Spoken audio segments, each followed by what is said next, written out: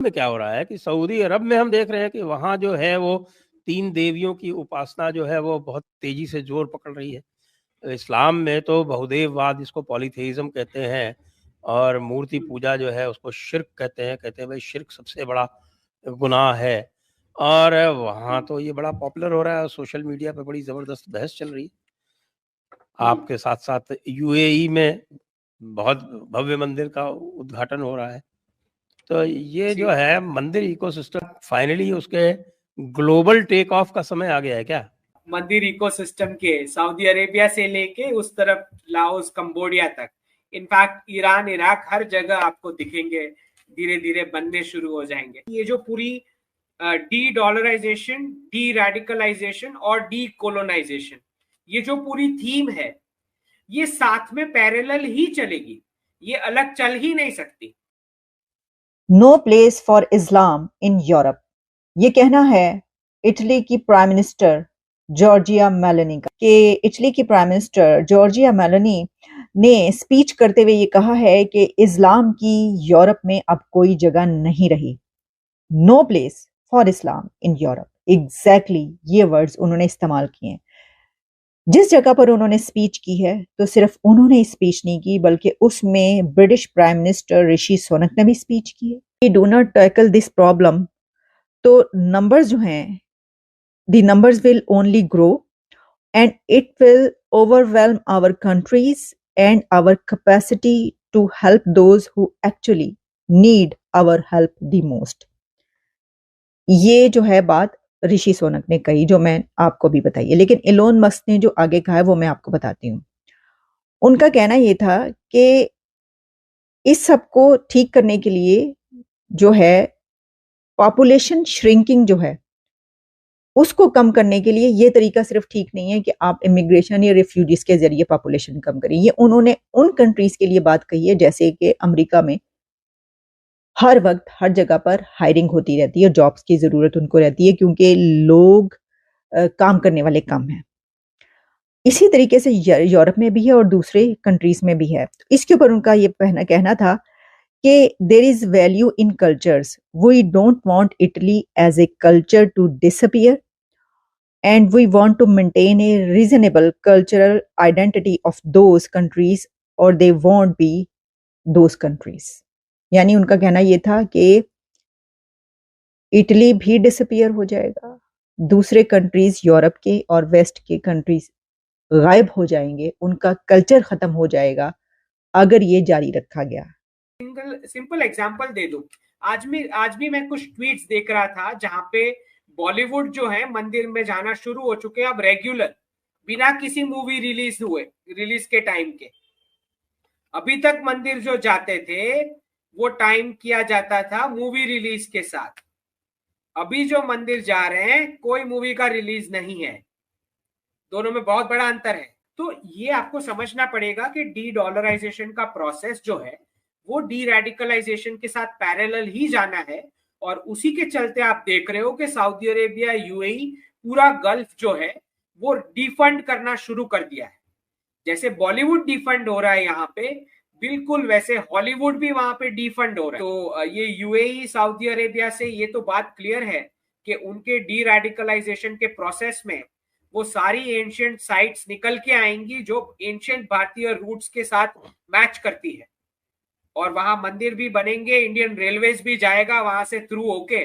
और ये कोई, जैसे मैं बताता हूं कि ये गवर्नमेंट बहुत ही इंट्रिकेट डिटेलिंग के साथ सब चीज कर रही है, तो कोई ये ना सोचे कि ये कोई स्टैंड अलोन प्रोजेक्ट्स चल रहे हैं, राइट। अगर गरबा को सर्टिफिकेशन मिलता है, फिर वो खलासी सॉन्ग आता है, फिर कोक स्टूडियो जो ब्रांडिंग होती है, और सूरत जो स्टार्टिंग पॉइंट था pound as a single country reserve currency का, जो ईस्ट इंडिया की स्थापना सूरत में हुई, राइट।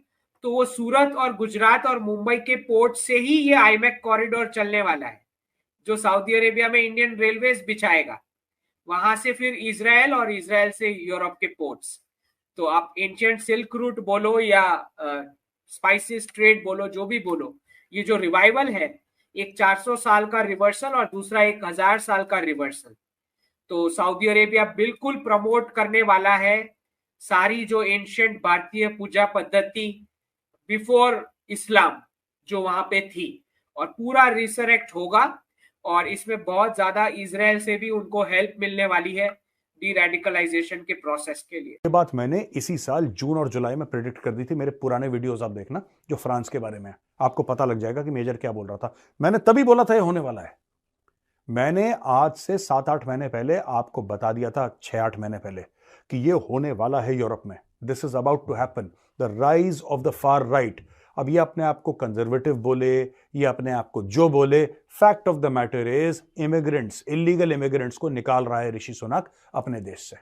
ठीक है जी दोस्तों, वहां पे नेदरलैंड्स में गर्ट विल्डर्स जो है वो अलग से अपनी तहरीक चला रहा है, वो अलग से अपनी मूवमेंट चला रहा है। अब मैं आपको ले चलता हूं इटली के प्राइम मिनिस्टर ने क्या बोला है। ठीक है, ये तो Giorgia Meloni, this is how you pronounce the name, Giorgia Meloni. इसका बड़ा एक कंट्रोवर्शियल स्टेटमेंट आया है। इसने ये बोला है कि यूरोप में इस्लाम की कोई जगह नहीं है। ये इसका कंट्रोवर्शियल स्टेटमेंट आया है कि यूरोप में इस्लाम की जगह नहीं है, और उन्होंने बोला है कि जो हमारी विचारधारा है, ठीक है जी, जिन मर्यादाओं का हम लोग पालन करते हैं वो उनकी मर्यादा है नहीं, उनकी विचारधारा है नहीं, उनकी वैल्यूज है नहीं, यानी कि हमसे बहुत अलग हैं मुसलमान। ये जॉर्जिया मेलोनी का कहना है, ये इटली की प्राइम मिनिस्टर हैं। ठीक है, और इन्होंने बोला है कि एक प्रॉब्लम है इस्लामाइजेशन की यूरोप में, यानी कि बहुत तेजी से, बेसिकली उसका यह कहना का मतलब है कि इतनी तेजी से मुस्लिम कंट्रीज से मुस्लिम इमिग्रेंट्स यूरोप में आ रहे हैं, यूरोप को पूरे को भर रहे हैं, और हमारा कैरेक्टर, हमारा नेचर, हमारा सब कुछ चेंज कर रहे हैं ये लोग। ये जॉर्जिया मेलोनी ने बोला है। She highlights financing of Islamic cultural centres in Italy by Saudi Arabia with sharia is enforced. इसका यह कहना है कि इटली में भी सऊदी अरब जो है वो इटली में शरिया सेंटर्स, मस्जिद ऐसे फाइनेंस कर रहा है जहां पे शरिया सिखाया जाता है। वो कह रहा है कि शरिया तुम्हें बेसिकली इसका ये कहने का मतलब है कि अगर तुम्हें शरिया चाहिए तो तुम सऊदी अरब जाओ, तुम इटली क्यों आए हो यार? तुम्हारा इटली का शरिया से क्या लेना देना? रहा हूं, और ऐसी बात नहीं है कि इलीगल इमिग्रेंट्स हिंदू नहीं है, ऐसा नहीं कि इलीगल इमिग्रेंट्स हिंदू, सिख या ईसाई नहीं है, सभी धर्मों के हैं। लेकिन आप जॉर्जिया मेलोनी से यह पूछे कि आपको मुस्लिम इमिग्रेंट से क्यों डर लग रहा है। इसने स्पेसिफिकली इस्लाम का नाम लिया ना, इसलिए मैं कह रहा हूं मुस्लिम इमिग्रेंट, इसने इस्लाम का नाम लिया। इसका स्टेटमेंट है, आप देख सकते हैं अपने स्क्रीन पर। ऐसी बात नहीं है कि इलीगली सिर्फ मुस्लिम आते हैं, हिंदू भी जाते हैं इलीगल। मैं जानता हूं कितने लोगों को यार, मतलब डायरेक्टली नहीं जानता, but I know of them कि इलीगली चले गए, जिसको कहते हैं ना डंकी मार के, इलीगली चले गए गैर कानूनी, तो उनको भी भेजो। वो हिंदू हो, मुसलमान हो, सिख हो, ईसाई हो, कोई फर्क नहीं पड़ता।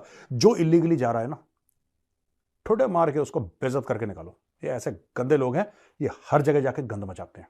ये कोई भी धर्म का हो, उसको टाइट करो अच्छी तरीके से। लेकिन आपने कभी ये नहीं देखा होगा कि वहां पे हिंदुओं ने कोई प्रोसेशन निकाला, कोई भीड़ निकाली और बोला कि ये कर दो, वो कर दो, ऐसा कर दो, वैसा कर दो। नहीं, चुपचाप बैठे हैं, चुपचाप काम करते हैं, लीगल हो इलीगल हो, राइट।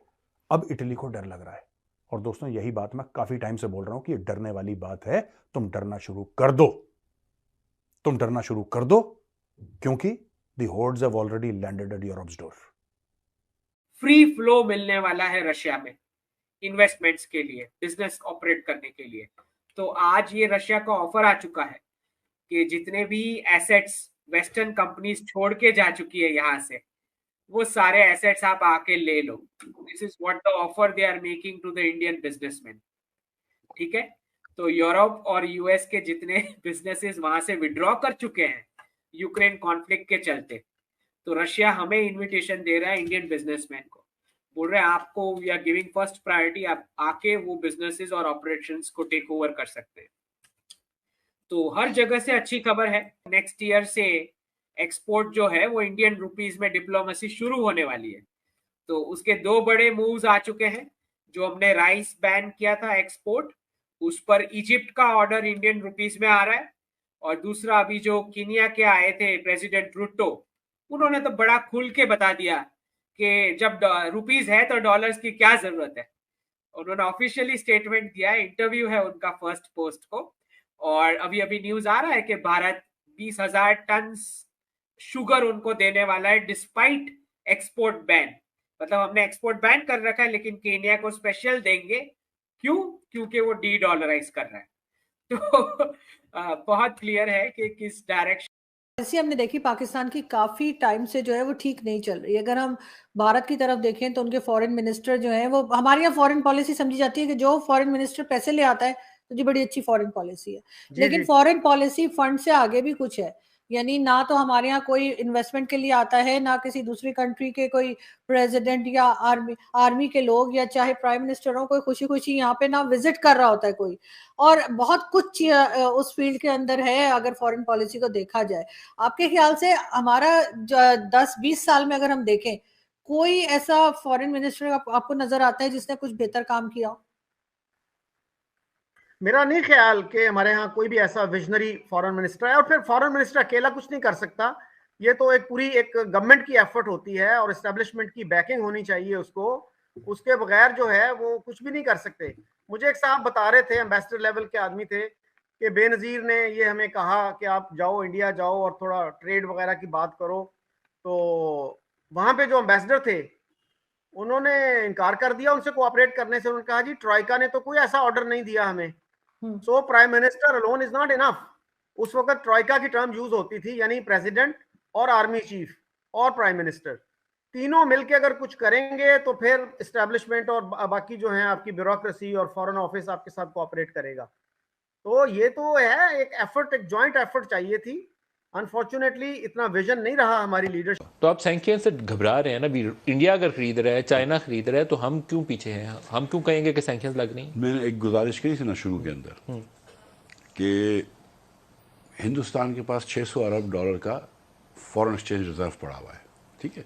हिंदुस्तान नहीं खरीद रहा है, जर्मनी भी खरीद रहा था गैस, जर्मनी भी ऑयल गैस खरीद रहा था, मतलब फ्रांस भी ऑयल खरीद। उसके बाद उन्होंने खत लिखा, उसका रशिया ने खत का जवाब नहीं दिया। सिफारतकार हमने भेजा, इन्होंने नहीं भेजा रशिया से पूछने के लिए। रशिया ने कहा तुमने 2015 का कोई अग्रीमेंट पूरा नहीं किया, हम नहीं बात कर रहे। वो जो बात करने के लिए रशिया ने आपको तेल देने से इनकार कर दिया, ये कह रहे हैं आप? रशिया ने बिल्कुल हमारा जवाब भी नहीं। और जरूरत पड़ेगी तो यकीनन ये भारत के साथ भी इसीलिए टर्म्स बेहतर करना चाहते हैं ताकि ट्रेड ओपन हो, और उसके बाद उससे काफी इन्हें पैसों के लिहाज से भी फर्क पड़ेगा। और इनका फायदा ही है कि अगर एक लंबे रूट के बजाय भारत से सामान आ जाए तो इनके लिए अच्छा है।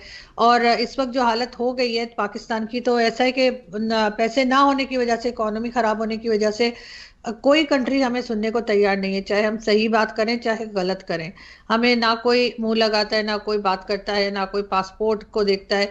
तो यकीनन जो पॉलिसी मेकर्स हैं जो यहाँ पर बैठे हैं, और इन्होंने नहीं तो इनके बाद आने वाले जो लोग होंगे जिन्होंने मुल्क को एक तरह से अपने काबू में किया होता है, तो उनके लिए भी ये जरूरी बन गया है अब कि वो थोड़ा सा इसको स्टेबल करें और जो बहुत बुरी हालत हो गई है उससे निकालने की कोशिश करें।